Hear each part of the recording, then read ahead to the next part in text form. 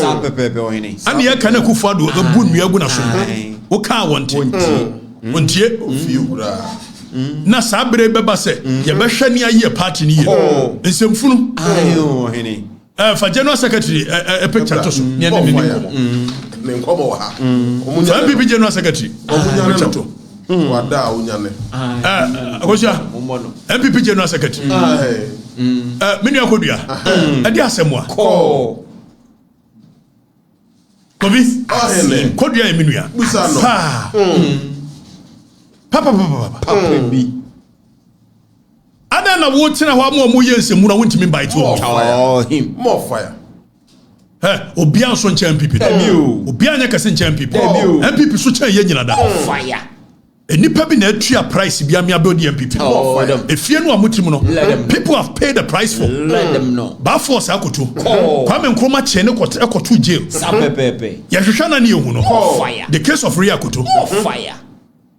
NLM activities eno ne ne namu NLM ne yede ba yede be bo UP ni mu yede be bo NPP mu Northern People's Party e ba be form UP tinkofobia tua sa pepepe ohene afa manfo no ba Victor Osu watuaneka Abraham Ponsa watuaneka Jatoka Liu watuaneka Aji Antomo omo nyina ye bi sa pepepe sa Dr. Selby mo ade ba no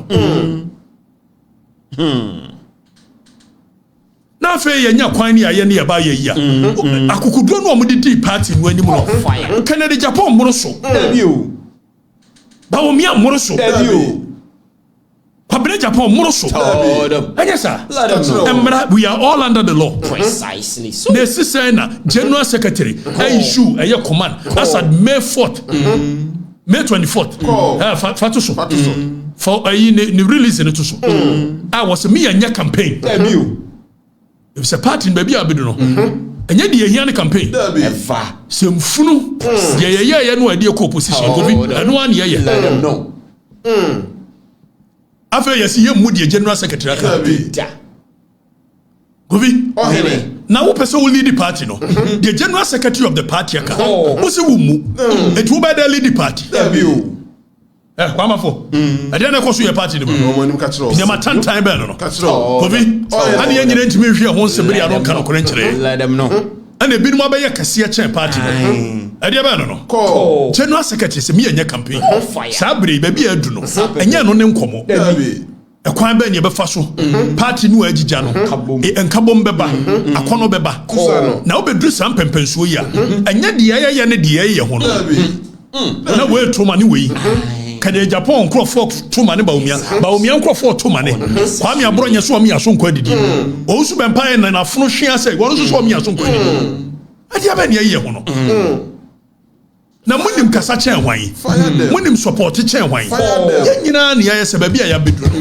yamra down yanwene yanya hyehyeye party ni was structures ewo mra yenim kama ye bie what mo mpene mo call mo nchirima ne mo supporters ni to order mo mpene ba o mianam ha Kwabena Japan nam ha ayi wan nam ha ade ba no intend wasa de yenya miye yakura no Katrina Feku me ama me no nam ha ayi friend say how akum say ono so me mo mienu nyina ma no mo so nam ha ade ba no na fe ye divide the party ni further into abyss ni enka no kore nkire yo ni nyina hwe ho ni yesa party no na party akọ gugu mu aba no say ni solve problem baby o ene panini party ni obia mu obia ani nyina gum ni ye ho fi we didi we yatam na we didi we yatam ti ye ntimi nye sober reflection kakra more fire ade ba ye ho sa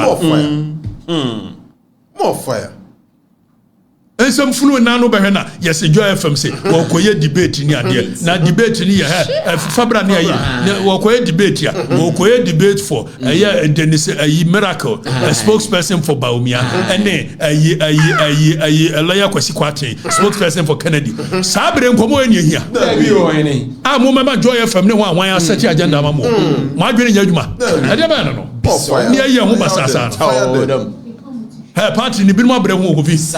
Video mo mogya ne to ho. A share party. Na ma ba beto.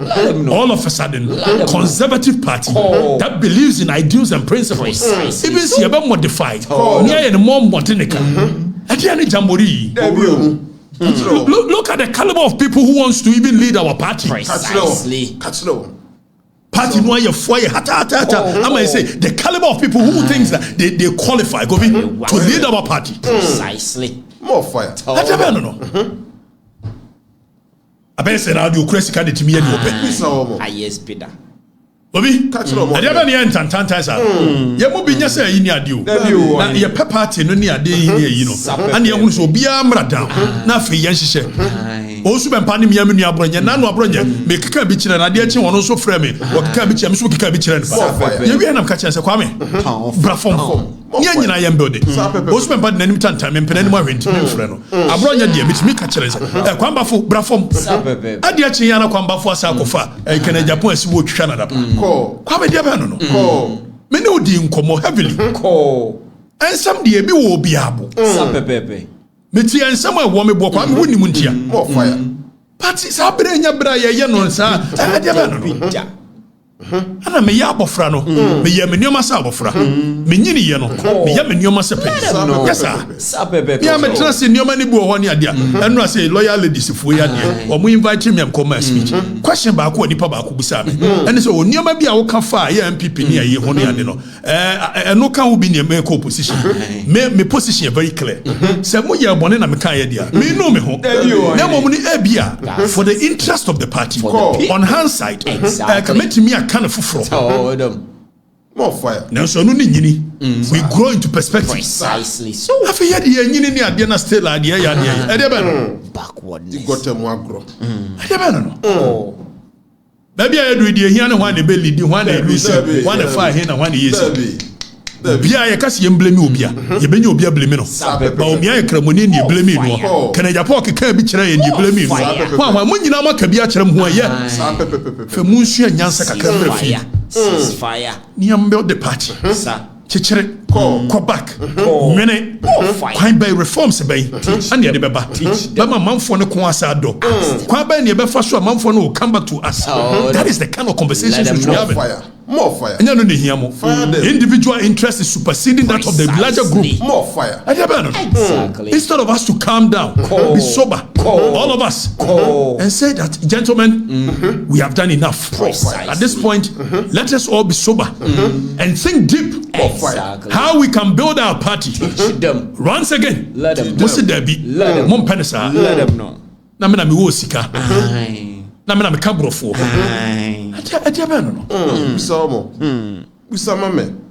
Election wa mo kwa muko tuetue sika ma manfo. Manfo ni gigi sika wia. Afi o moko so o moko frɛ nkrofo se general election mo nkonkoto a. O so na agi fridge di TV. Ko. If some no nyina kokoro mo tie ba ko. O to you nya 5,000. Me dia me control no kwa. Me di me fufu. Kwa ba ni e be fa so e be hwa so be sa problem. Anya na e mo da dwene. Na sem funu. Ni edie. E dia ba no. Fire. Fire them. Fire bend them all. Constituency ni sika de boy ho bra.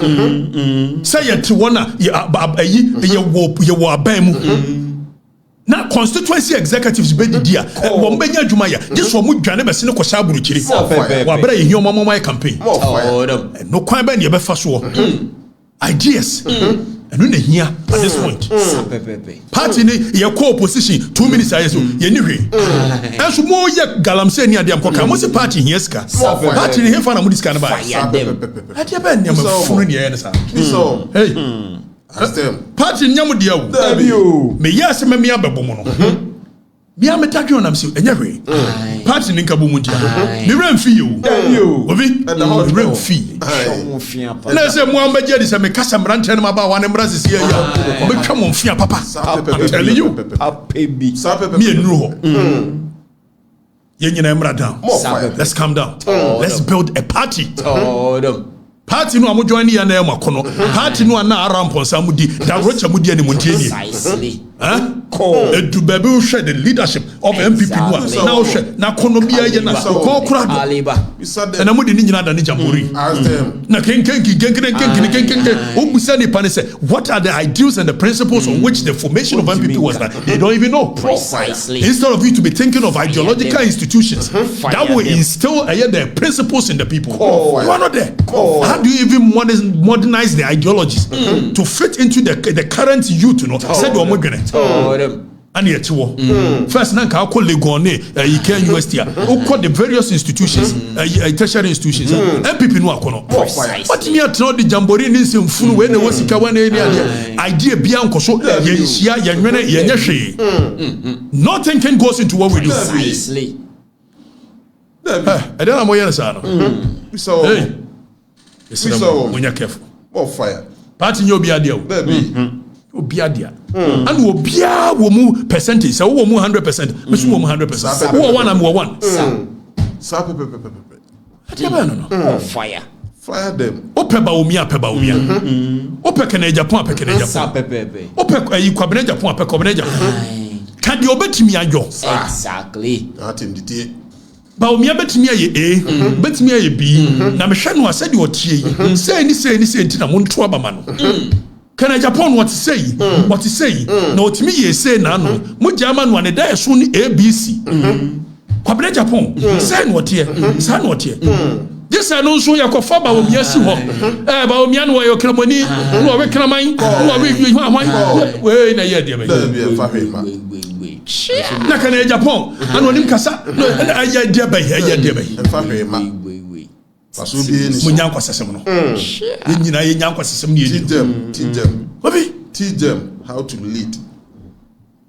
General Secretary, Bianson Chair Party, Profobido Mojana Feli, Messia Jahine, Satam 1992, Moko Busako was Sergi, Moko Busa honorable Kwasi was Sergi. Now Munina Slow 96, so Mobako a year, J. Rollins, Kobusa, Messia Pacosi, or Nipa Panico Kusi, or Muna Sokosi was Sergi, a free Joshua, a Joshua Gabe, and the woman more free, a year Joshua Confanche, Quasso, a Tia or Doyefe, and the woman Befakubasi, and Ramu Driampo. Ever fun of Bomu Rumbo for to a siwa. More fire. When in brown bray, more fire. Or Tunica intercity in sweet more than what the Kosi was said. Monko Busako was said. The kind of sacrifices our fathers have done for this party. Fire. Fire them. No fire in Kwefifa. And they Ghana ya bon Samaranese, Cocoa a Greek Diania. Monko Busa President Kufose, more fire in Kwefifa a day, a yes, a Cocoa a Greek an idea by.